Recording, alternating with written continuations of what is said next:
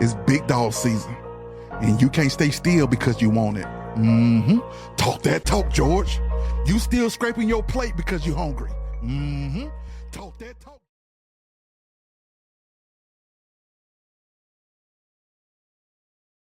Thank you so much. Well, new at 5 o'clock, the city of Atlanta has long been ranked as one of the top cities for income inequality. The financial disparity between white and black households has been a concern for quite some time.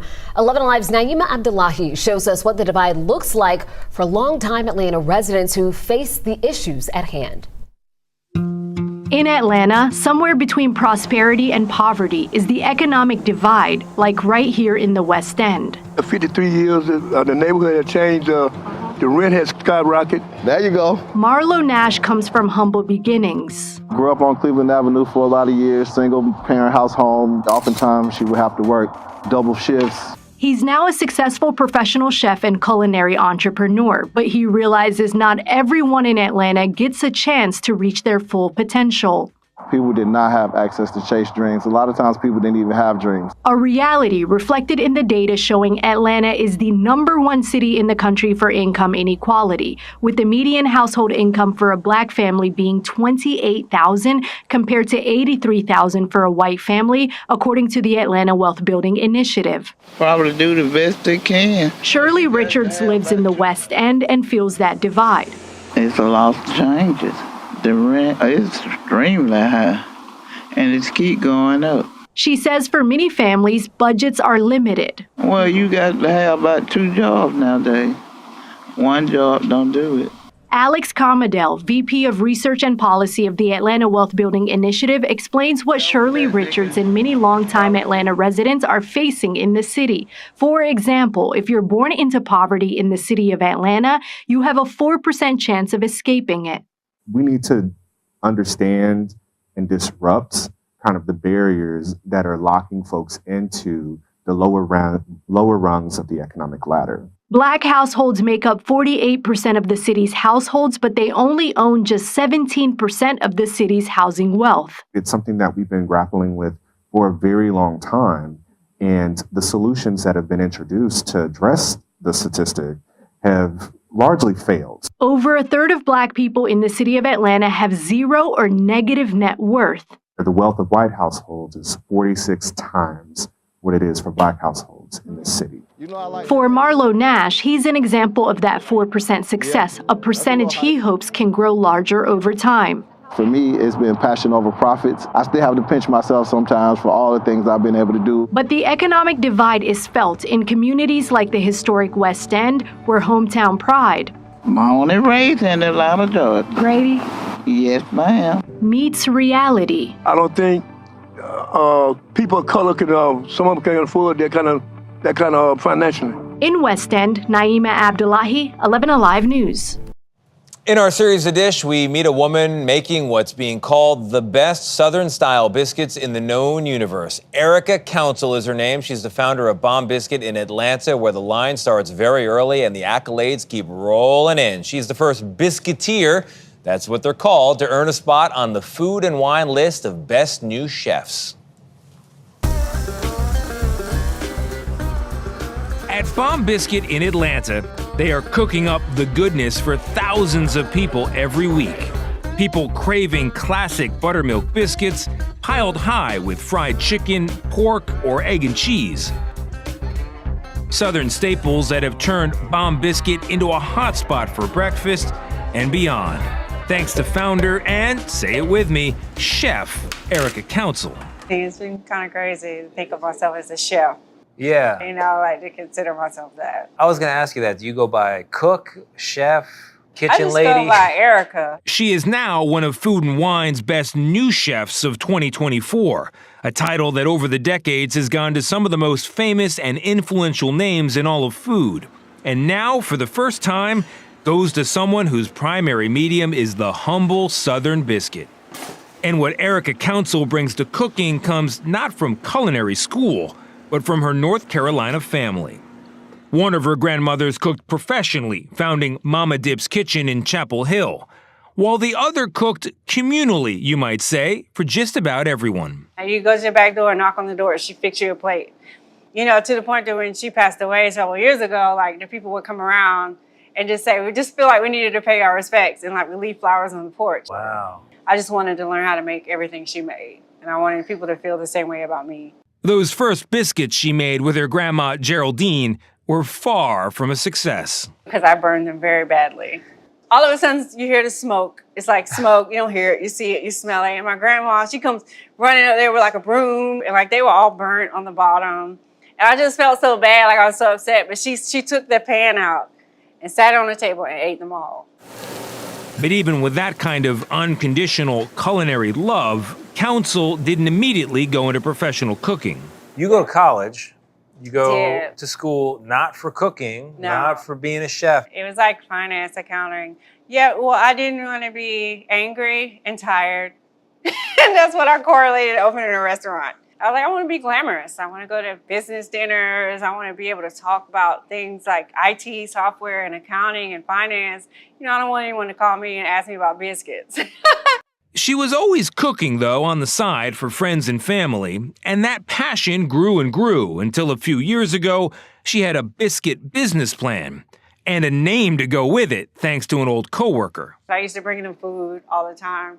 And like he would be like, you got those bomb biscuits? Those are some bomb, excuse me, like bomb-ass biscuits. That's what it was first called. My mom told me to take the curse word out. Yeah. So that's just kind of where it came from. I love that. She is one of the ultimate biscuit makers in this country. Food and Wine editor-in-chief Hunter Lewis says it's the biscuit's simplicity that makes them so spectacular. If you think about it, it's really only 5 ingredients.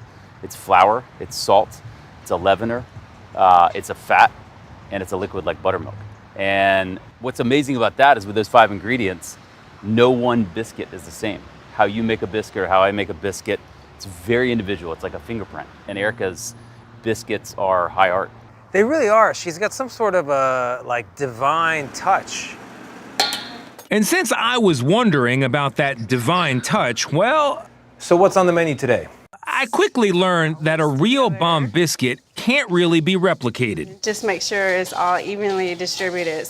Call it 1 part personal family history, Get your elbow in there. 2 parts hard-earned experience. So now you're gonna sprinkle chocolate chips. This is a live Chips chocolate. Ahoy situation. Yes. And how it comes together from there is an art I can't easily explain. So you're not supposed to do that more than like 3 times, like with the edges, Because? because my grandma says so. Okay, all right. But I am sure the result is too perfect to eat all by your lonesome. Cheers. Cheers. And there really is something about a biscuit like this that just brings people together. I know it's cliche and people say it all the time, but I do feel like food brings us together. You know, when we sit down and we're eating this food, we can share the belief that food is great and we can come to some kind of common ground because I always found comfort in cooking for people or feeding people. Thank y'all for coming in. Erica Council, thank you to you. Thanks for the hospitality. Thanks for the unbelievable biscuits. And people can try them on their own, too. She's got a cookbook here, Still We Rise. It's got a lot more of her story, why she works with the biscuit, the history of the biscuit, and it really puts black bakers at the center of the story where so many French bakers have been for so many years. That's awesome. Yeah. It's a good biscuit. It's a good biscuit. I already ate mine, that's why. So good. Yeah, it's fantastic. And she's amazing. She truly is amazing. Charming. Yeah. $5, make your way to Atlanta. You can get an egg and cheese on a biscuit. Good afternoon, good evening. Today is Saturday. It's October 12th. The year is 2024. I'm sitting here. I still got my... So I had this thing on my damn arm. I just finished doing my... I love to work out, so me doing they gave me a list of things I have to do for my arm here at the house. I might have went too far, but I went on, took the device. I now know how to put this thing on and off myself, and I exercised my arm, and everything felt great. And then I kept going, and I should have stopped. So now my arm is a little sore. But just to be expected. I just have surgery on it, so I kind of went too I kind of did my normal workout, which was, well, using the exercises they wanted me to do. They gave me a list of exercises to do. So the therapist walked me through them yesterday. So today I said, well, I'm going to do it twice today. I did it the first time today, it was fine, and I did the second time, I kind of went too far. But it's okay, because I have to heal, so I got to get back to normal at some point. So anyway, that's what's going on over here with me in the arm. I'm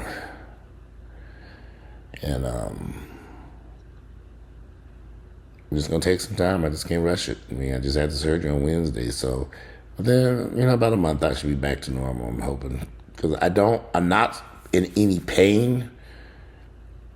Just a little sore from today's second workout. The first workout was kind of okay. That second one was just a doozy. I mean, I just finished that. I was at the rest for a minute. And I got to do that every day, so I just got to pace myself and allow myself to allow my arm to my shoulder rather than heal. So, there are two sides to Atlanta. Atlanta is a city where you have a lot of entrepreneurs who are thriving here, having great success. And then you have a side to Atlanta where you got the worker bees who just aren't doing very well. You have to decide which side of Atlanta you want to be on.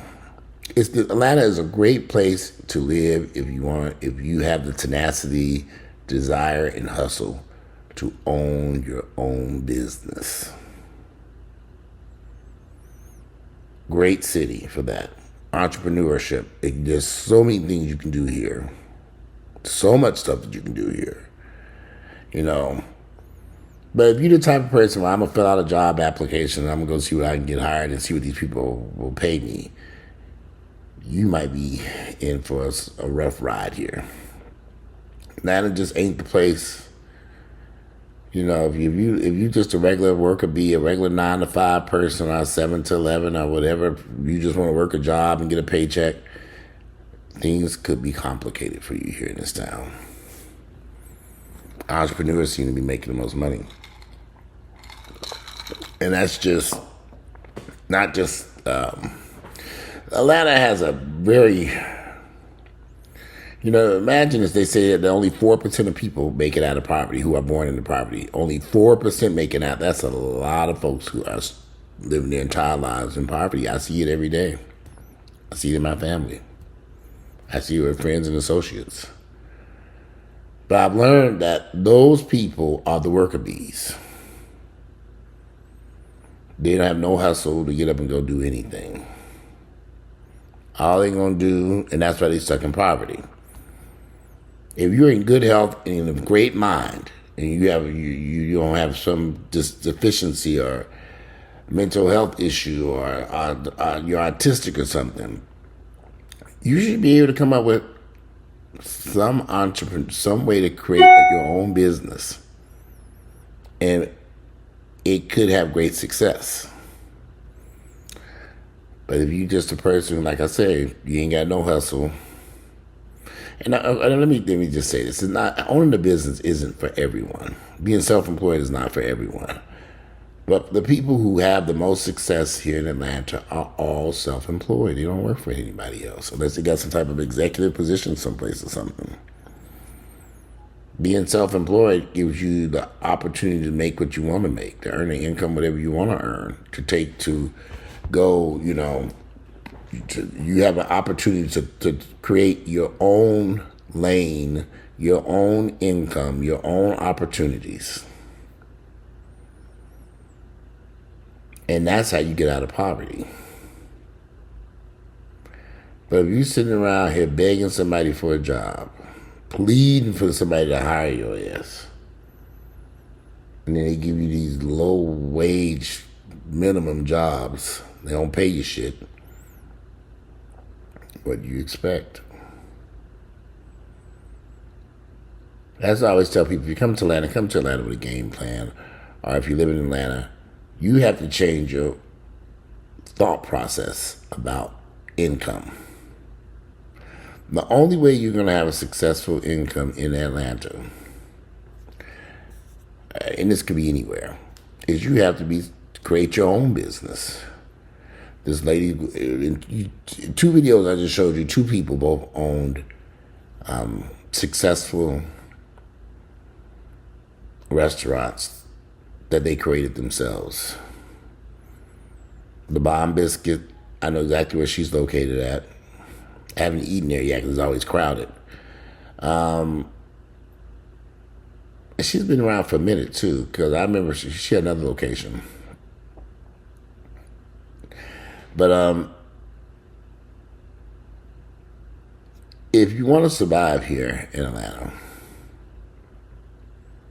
and have financial success, I've always told people, think of something that you love to do.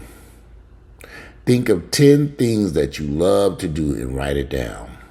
Write down those 10 things, and after you write down those 10 things, I want you to go back and look at those 10 things and say, can I make an income off any one of these things on this list? Can I make some money off of any one of these things on this list? Can I have fun and enjoy the stuff that I love doing this? Can I make an income off of this? You might be surprised what you can do. In order to end this income inequality they have here in Atlanta, which it's so bad here in Atlanta,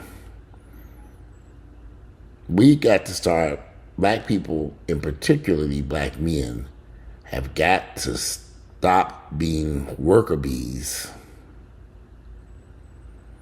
and begin creating businesses. It's not that hard to do. There's so many types of businesses you can create here in Atlanta because they need everything from landscaping, cleaning companies, restaurants, retail. There's so many things that you can do and have your own business here. And that might be the only way you'll financially get to the other side of the rainbow, where I have some financial success. I know a lot of people come to Atlanta with these big dreams, and I look at all the people I know who are doing well. Every one of them, unless they're a doctor or something to do in the medical field or something that's, internet, IT related, like maybe an executive position somewhere.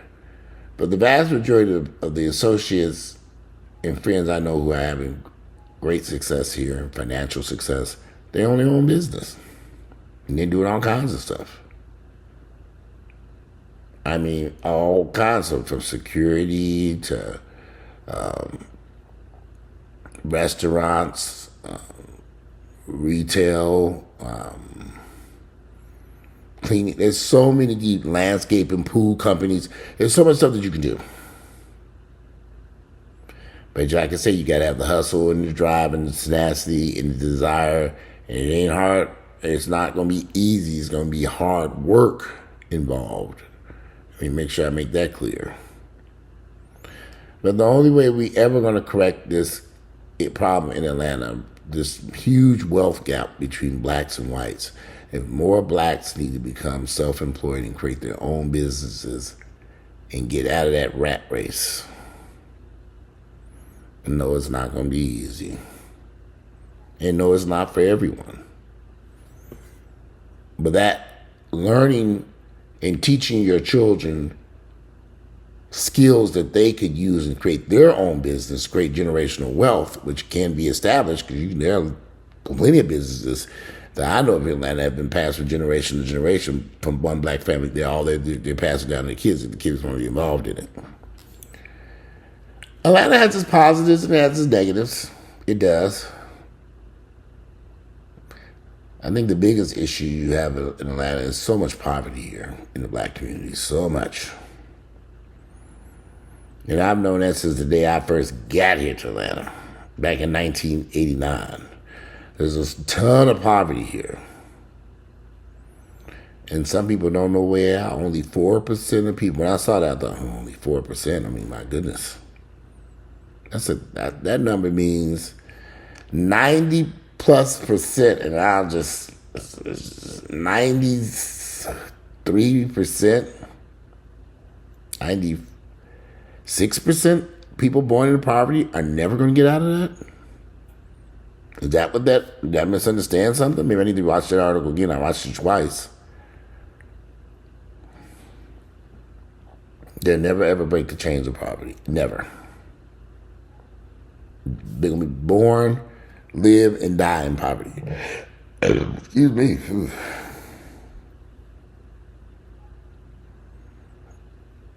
And that ain't a good thing. And you have to wonder, do they even know if there's a way out? Some people don't know there's a way out. I think sometimes my nephews and them, they don't think there's a way out. You know, I talk to them, they just don't see hope. I think that's why another reason why you might see a large group of black men voting for Donald Trump, because they've lost so much hope that they're betting on the chaos of Trump. I don't think they're going to, I know for a fact they don't think they're going to get nothing positive out of Trump. They just want to see the chaos happen because they don't care no more. They just don't care. But again, there are ways out of poverty, but working for somebody else is just not the answer. If you want out of poverty, you got to create your own business. And be prepared to work your fucking ass off from sun up to sundown and make that business successful. Do businesses sometimes fail? Yeah, they do. You can start another one. And keep going. It's interesting because I live out here right on the edge of DeKalb County in Gwinnett. You know, when I drive over to Gwinnett side, I see all these different races of people live in these large homes. They all own their own businesses. All of them. I mean, you can see the work trucks in the driveways. Beautiful houses. And then to black folks, we have got to embrace and support businesses that in our community. That's another thing. But anyway, that's just my thoughts on this. I know a lot of you all I can hear now. I mean, everybody, you know, we have to start being more positive in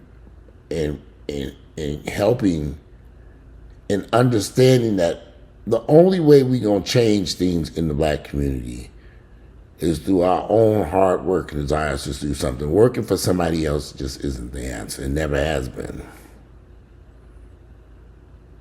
There's nothing wrong with that. But if we want to get people out of poverty and get them out that 4%, expand that 4%, that's a low number. That's a very low number. It's almost like, what is this? People have got to create their own businesses. They got to create their own jobs, their own income, their own opportunities. You got to create your own opportunities. Because if you're waiting for somebody to come and give you one, y'all waiting on Jesus to show up. Good luck with that.